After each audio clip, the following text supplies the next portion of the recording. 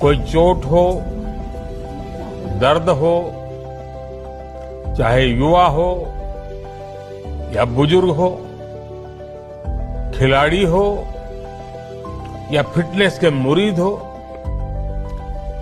Physiotherapist हर परिस्थिति, हर उम्र के लोगों के सहयोगी बनकर उनकी तकलीफ दूर करते हैं।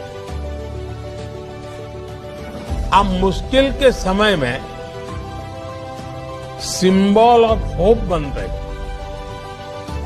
आप सिंबल ऑफ रेजिलियंस बनते हैं। आप सिंबल ऑफ रिकवरी होते हैं। राखी करते रह गए है भोरे नजारा ले गए लंदन तो आए व्यापारी नत पासों में दिल